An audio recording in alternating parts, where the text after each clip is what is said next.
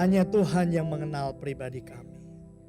Dan sekarang saatnya kami yang ingin semakin mengenal pribadi-Mu Tuhan. Melalui firman-Mu, melalui sabda-Mu. Supaya kami boleh semakin mengenal Allah yang kami sembah di dalam nama Tuhan Yesus Kristus. Ajar kami berdiam, ajar kami mengerti. Ajar kami Tuhan semakin mengenal pribadi Tuhan. Tuhan yang sudah mengenal kami secara pribadi. Bahkan yang sudah memberikan nyawanya bagi kami secara pribadi. Menyelamatkan kami, menebus kehidupan kami. Dan sekarang saatnya kami rindu mengenal Engkau lewat firman-Mu ya Tuhan. Urapi kami semua, urapi hamba-Mu. Biar pengurapan dari tempat yang maha tinggi turun saat ini.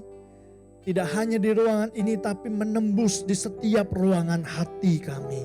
Pikiran kami dan perasaan kami. Supaya kami boleh sungguh-sungguh semakin mengenal Tuhan, Juru Selamat kami. Terima kasih Tuhan Yesus, kami sambut firman-Mu hanya di dalam nama Tuhan Yesus Kristus. Haleluya. Yang sama-sama siap katakan amin. Berikan tepuk tangan buat Tuhan kita. Silakan duduk teman-teman. Shalom. Shalom. Apa kabar? Luar biasa ya. Haleluya. Saya bersyukur boleh melayani teman-teman di tempat ini. Nama saya Benny Mayor, saya usia tidak jauh-jauh dari teman-teman ya. Beda tipis. Dan saya senang bisa melayani teman-teman dengan satu tema yang luar biasa hari ini. Dan saya suka tagline-nya, Character of God, Character of You. Boleh lihat kanan kiri? Bilang Character of God, Character of You. Amin. Ya. Dan subtema kita hari ini adalah slow to anger teman-teman ya. Panjang sabar atau lambat untuk marah gitu ya. Hari ini kita mau belajar salah satu karakter Tuhan yang begitu luar biasa buat saya. Tapi sebelum saya masuk dalam khotbah, saya ingin kita sepakat dulu. Kita sepakat dulu bahwa Allah itu atau Tuhan yang kita sembah, Allah Tritunggal, ya, Allah Bapa, Allah Anak, Allah Roh Kudus. Allah yang kita sembah itu adalah Allah yang kudus adanya. Katakan amin.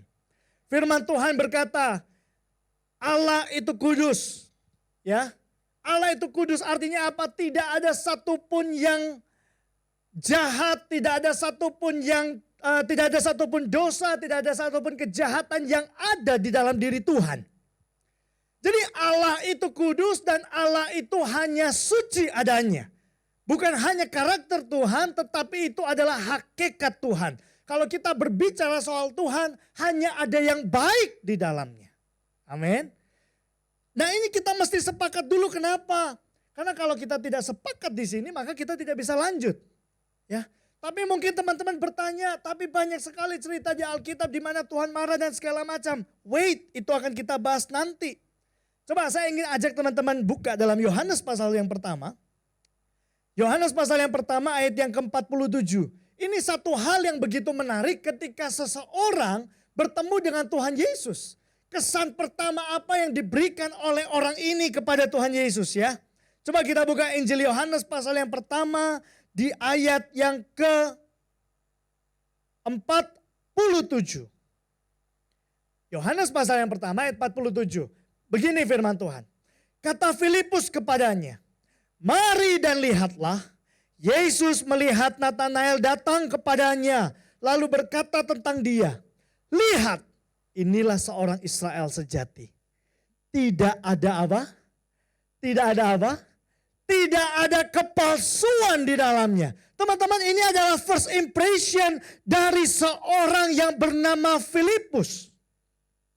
Filipus baru pertama kali berjumpa melihat Tuhan Yesus dan dia berkata, dia adalah seorang Israel sejati. Tidak ada kepalsuan dalam dirinya. Artinya apa kalau tidak ada kepalsuan? Real. Apa adanya. Makanya kita mesti sepakat dulu dalam 1 Yohanes pasal 4 ayat yang ke-8 dan 18 katakan Allah itu kudus. Jadi tidak ada kepalsuan dalam diri Tuhan. Tidak ada yang jahat dalam diri Tuhan. Dan semuanya itu adalah baik. Bukankah ketika Tuhan pertama kali menciptakan langit dan bumi, termasuk saya dan saudara manusia pertama Adam dan Hawa, Tuhan selalu berkata apa? Segala sesuatu sungguh amat baik. Ya, nggak ada tuh di Alkitab ditulis, waduh saya Tuhan salah menciptakan ini, Tuhan kurang menciptakan itu dan segala. No. Semua dikatakan sungguh amat baik. Artinya apa? Semua ciptaan Tuhan tidak ada yang missing out. Tidak ada yang cacat, tidak ada celah, semuanya baik termasuk saya dan saudara.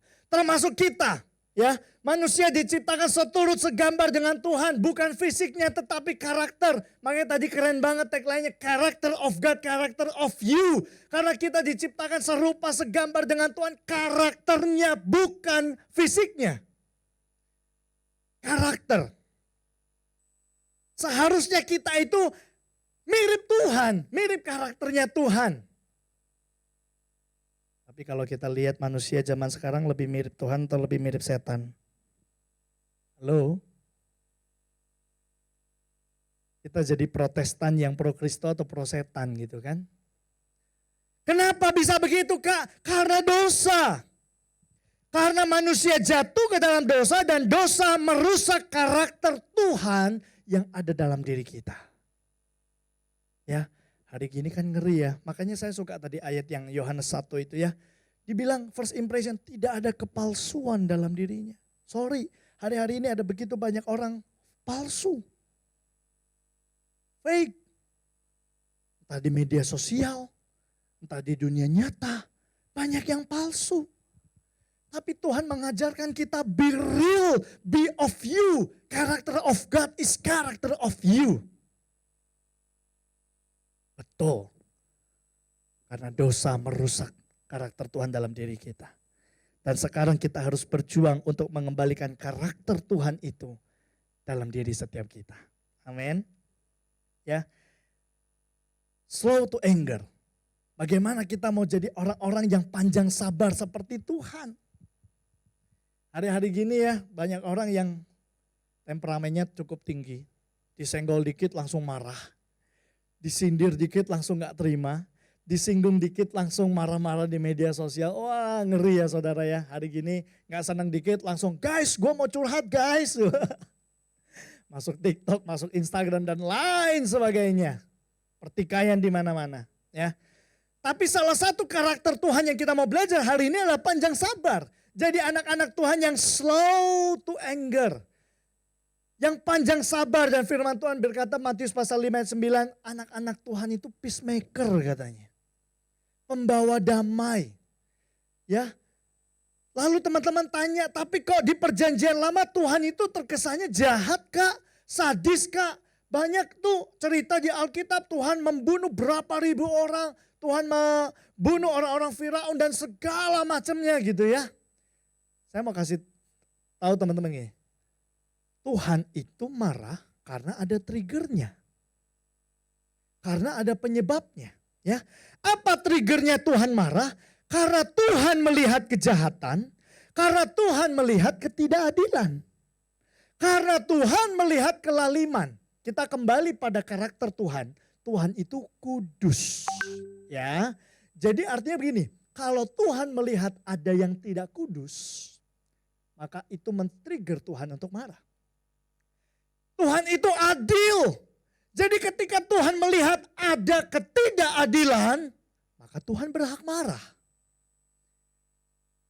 Tuhan itu rendah hati. Jadi kalau Tuhan melihat ada manusia yang sombong ingin menyamai Tuhan, wajar gak Tuhan marah? Wajar. Ya. Jadi ada trigger, justru ada trigger yang bikin Tuhan marah.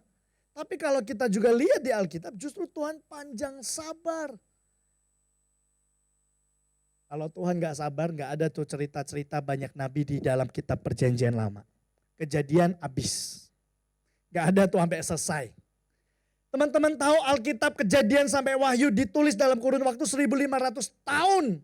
Oleh 40 penulis kurang lebih. Dan itu waktunya panjang. Itu sabarnya Tuhan kepada manusia yang begitu rusak. Itu sabarnya Tuhan menghadapi orang-orang teman-teman. Ya kalau Tuhan udah gak sabar dari zaman Adam dan Hawa udah dihabisin manusia. Gak ada cerita Kain dan Habel. Gak ada cerita Set beranak pinak. Gak ada cerita Nuh, gak ada cerita Musa, gak ada cerita Abraham, gak ada cerita semuanya gak ada. Bahkan kita semua gak ada di tempat ini. kalau Tuhan gak sabar. Justru karena Tuhan sabar. Tapi Tuhan tidak bisa melihat ketidakkudusan. Tuhan tidak bisa melihat ketidakadilan. Tuhan tidak bisa melihat kesombongan. Dan itu trigger yang bikin Tuhan marah. Sedangkan saya, sedangkan teman-teman, sedangkan kita semua seringkali kita marah. Karena hawa nafsu. Karena lust. Karena dosa yang ada di dalam diri kita. Ya, bahasa gampangnya gini. Kita marah bukan karena kita marah bukan karena kita melihat kejahatan. Karena seringkali kita adalah pelaku kejahatan itu. Halo? Kita marah seringkali bukan karena kita melihat ketidakadilan. Karena seringkali juga kita adalah pelaku ketidakadilan itu. Halo? Kita marah bukan karena kita melihat kelaliman. Karena seringkali kita adalah pelaku kelaliman itu. Jadi kita marah karena kitanya disenggol nih. Ego kita disenggol. Ya kan, pride kita disenggol. Bukan karena kita melihat kejahatan. Karena seringkali kita pelaku kejahatan itu. Jadi bedanya di situ. Ya. Kemarahan kita sebagai manusia berdosa timbul dari nafsu kita. Timbul dari pikiran kita yang jahat. Coba buka Yohanes pasal 3. Yohanes pasal yang ketiga ayat yang ke-19.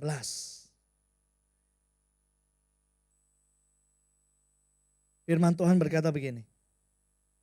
Dan inilah hukuman itu, terang telah datang ke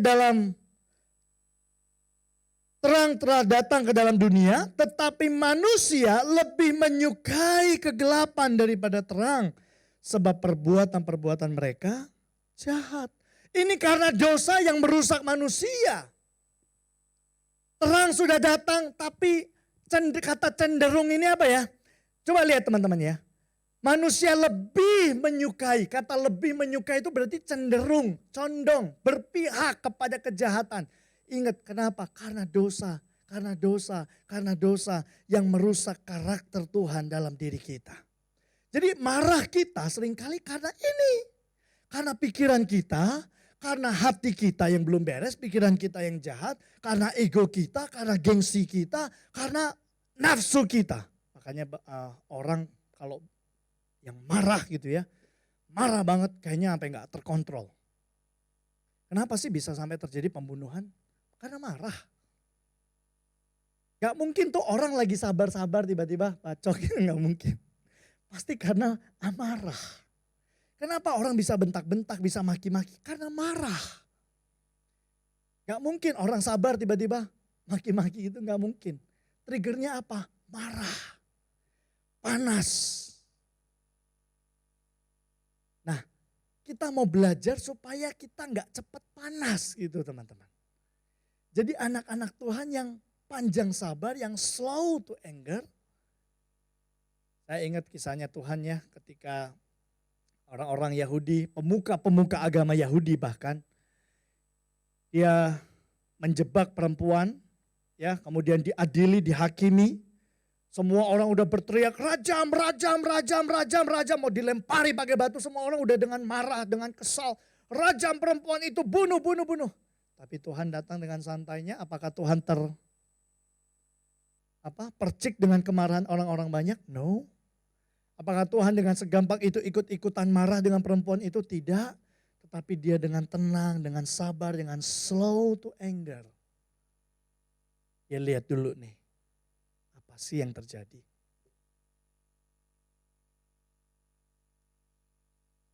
Jadi di sini kita bisa bedakannya.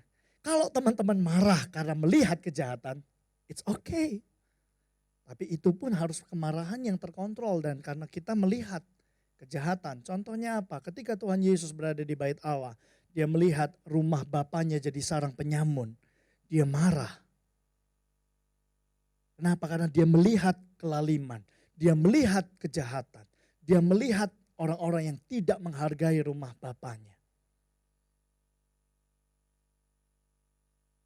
Jadi marahnya pun adalah marah yang tidak dikontrol oleh emosi dan nafsu gitu loh teman-teman. Nah, ini yang mesti kita bisa bedakan. So, bagaimana caranya agar kita bisa meneladani Tuhan Yesus Kristus? Coba buka 1 Korintus pasal 3 ayat 23. 1 Korintus pasal yang ketiga, ayat yang ke-23. Ya. Ini mengingatkan kita tentang soal apa? Soal identitas kita. Firman Tuhan berkata, tetapi kamu adalah milik Kristus dan Kristus adalah milik Allah. Di sini jelas secara private Tuhan berkata, kamu adalah milik Kristus. Saya adalah milik Kristus. Kita adalah milik Kristus karena kita sudah ditebus lewat karya salib Tuhan Yesus Kristus. Sehingga kamu adalah milik Kristus dan Kristus adalah milik Allah. Mengingatkan kita akan identitas kita. Mengingatkan kita akan karya salib penebusan. Yes, ingat kita pertama diciptakan Tuhan sungguh amat baik. Character of God is character of us. Tapi karena dosa merusak karakter Tuhan dalam diri kita. Tapi bersyukur salib mengubah segalanya. Salib membuka kesempatan kedua bagi kita untuk kembali kepada blueprint Allah yang semula. Yaitu karakter Tuhan dalam diri kita. Identitas kita bukan milik dunia. Tapi kita milik Kristus yang sudah menebus kita. Lalu teman-teman jangan salah berpikir dan berharap. Teman-teman berharap Tuhan saya sudah ibadah, saya sudah melayani Tuhan, saya sudah doa puasa, ikut pujian setiap Senin sampai Minggu ke gereja. Lalu saudara bilang, ubah aku jadi sabar Tuhan. Lalu setelah saudara berdoa, Tuhan ubah aku jadi sabar, amin. Saudara berharap saudara langsung berubah jadi sabar? No. Ketika Tuhan berdoa, Tuhan beri aku panjang sabar seperti engkau. Yang datang justru orang yang paling menyebalkan dengan hidung mendangak ini. Ya, orang yang justru paling menyebalkan, musuhmu justru datang semakin mengganggu engkau. Dan disitulah ujiannya kalau saudara mau jadi sabar. Engkau akan diperhadapkan pada orang-orang yang justru menyebalkan semakin banyak datang kepadamu. Jadi orang Kristen jangan salah. Jangan berpikir, wah ada pendeta A, urapannya kenceng, saya minta sabar, ditumpang tangan pasti selesai amin langsung sabar. No. Justru yang datang adalah orang-orang yang menyebalkan. Dan disitulah ujiannya saudara betul-betul sungguh jadi sabar atau enggak. Halo? Saudara minta sabar hari ini? Saudara mau jadi sabar hari ini? Siapa yang mau angkat tangan? Belajar jadi sabar. Keluar dari tempat ini, saudara enggak langsung berubah jadi orang lain. Tapi justru orang-orang yang menyebalkan datang di hidup saudara. Dan disitulah ujiannya. Ya, kalau ada yang men-trigger saudara marah, ingat identitas kita. Saya milik Tuhan. Saya milik Kristus. Ya, jadi sabar itu enggak otomatis. Jadi baik itu enggak otomatis. Ingat, kita masih hidup dalam daging yang penuh dengan dosa. That's why dibutuhkan perjuangan di dunia ini. Untuk kita berubah, untuk kita kembali menjadi seperti semula blueprintnya Tuhan. Yang kedua, bagaimana kita bisa meneladani Dia? Tentu kita belajar dari guru agung kita. Guru teladan kita yaitu Tuhan Yesus Kristus. Buka Matius pasal 11. Injil Matius pasal yang ke-11 ayat yang ke-29 teman-teman. Ya. Matius pasal yang ke-11 ayat 29. Firman Tuhan berkata begini, pikulah kuk yang kupasang dan belajarlah padaku karena aku lemah lembut dan rendah hati dan jiwamu akan mendapat ketenangan. Teman-teman ada dua kata yang menarik di sini buat saya ya. Menarik sekali. Tuhan berani berkata begini, belajarlah daripadaku. Wah. Hanya orang-orang yang sudah beres, hanya pribadi yang betul-betul sabar, yang berani berkata, belajarlah daripadaku. Kalau misalnya ada orang, saudara tahu dia suka ngamuk, dia suka marah, dia cepat temperamen tinggi, lalu tiba-tiba dia datang. Kamu kalau mau belajar sabar datang ke saya ya. Kita cuma gini ngakak paling kita. Hahaha, belajar sabar dari lu. Lu aja pemarah gitu kan. Kalau ada playboy datang dia bilang gini, mau belajar setia, belajar dari aku. Pasti kita gak percaya. Pasti kita ketawain. Kita bilang lu aja playboy, suruh belajar setia dari lu. Gak bisa. Makanya hanya orang-orang yang beres, yang berani berkata, belajar dari aku. Kalau orang itu betul-betul sabar, dan dia bilang, belajar sabar yuk, saya juga sabar loh. Nah, kita percaya, karena memang betul dia sabar. Nah yang menarik di sini Tuhan Yesus berkata, belajarlah daripadaku. Artinya apa? Tuhan Yesus adalah pribadi yang betul-betul sudah beres. Tidak ada kepalsuan dalam dirinya. Dan dia betul-betul adalah seorang Tuhan yang panjang sabar. Dan dia berani berkata, belajarlah daripadaku. Teman-teman berani gak sekarang bilang sama orang-orang di rumah, sama orang tuamu, belajar dari aku, sabar. Sabar, sabar, kamu aja disuruh susah gitu. Tapi kalau kita betul-betul jadi orang sabar, kita dengan enteng, kita dengan gampang, kita dengan mudah kita bilang, belajarlah daripadaku. Ya. Jadi Tuhan Yesus sudah mengklaim dirinya, dia berkata belajarlah daripadaku karena aku seorang yang lemah lembut dan rendah hati. Itu keren banget. Dan saya baru ketemu hanya Tuhan Yesus yang berani berkata begitu. Hanya dia yang berani berkata, belajarlah daripadaku. Wow, keren ya. Kalau kita nggak pede, mana mungkin kita suruh orang belajar dari kita. Betul nggak? Kalau kita expert matematika, baru kita berani berkata, belajar dari aku. Tapi kalau kita pas-pasan nilainya, matematika aja pas-pasan, kita nggak mungkin bilang, belajarlah dari aku.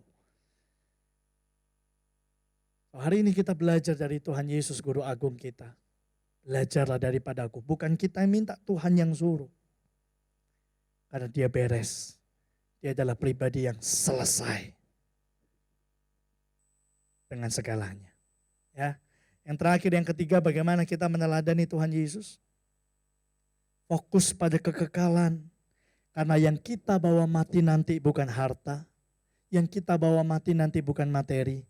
Tapi yang kita bawa nanti hanya karakter. Ketika kita mati nanti, di pengadilan terakhir, di pengadilan tahta Allah, Tuhan gak tanya berapa banyak kebaikan yang sudah kamu bawa. Tuhan gak tanya berapa banyak hartamu, berapa banyak gajimu di dunia, no. Tapi yang Tuhan mau tahu dan Tuhan mau lihat, apakah karaktermu sudah kembali seperti semula Tuhan ciptakan. Character of God, character of you. Saya tahu tidak mudah. Hari-hari ini kita ada di tengah-tengah dunia yang kayaknya tuh bawaannya tuh makin banyak orang nyebelin, makin banyak orang ngeselin. Kadang-kadang kitanya juga yang gak sabar, kitanya juga yang makin gak bisa disenggol gitu ya. Intinya kita sedang ada di dalam dunia yang tidak baik-baik saja.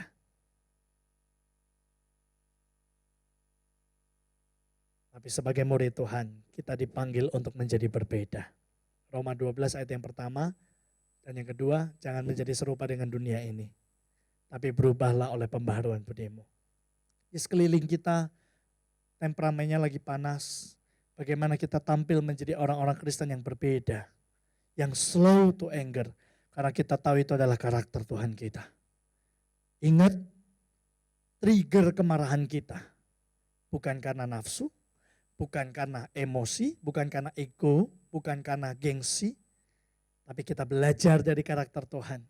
Kalaupun kita marah, boleh gak sih marah? Boleh kok, itu manusiawi. Marah-marah yang gak boleh.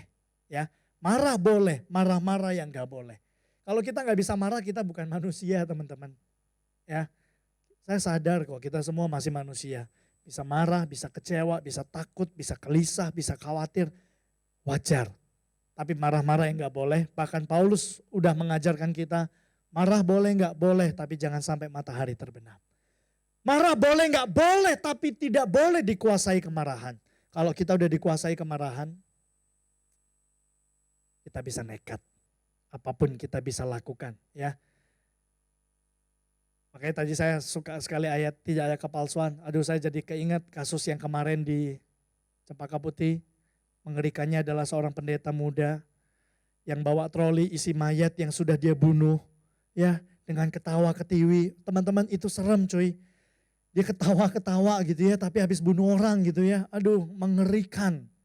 That's why yuk kita belajar semakin mengenali karakter Tuhan. Dan hari ini kita belajar slow to anger.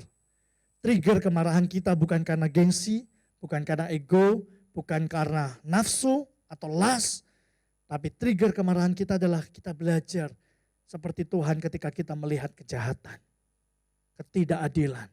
Kita tampil menjadi orang-orang yang seperti Tuhan. Kita belajar, saya belajar, teman-teman belajar, saya berjuang, kita semua berjuang. Mari kita tundukkan kepala. Boleh pemain musik maju ke depan.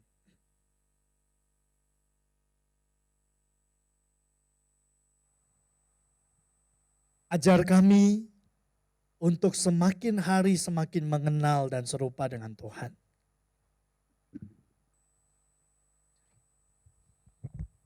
Ajar kami Tuhan untuk slow to anger, panjang sabar seperti pribadi Tuhan Yesus. Karena hanya Engkau pribadi yang berani berkata, belajarlah daripadaku. Dan kami tahu hanya Tuhan, hanya Yesus. Satu-satunya pribadi yang kami kagumi. Yang berani berkata, belajarlah daripada aku karena Engkau adalah pribadi yang beres Tuhan. Tidak ada kepalsuan dalam dirimu.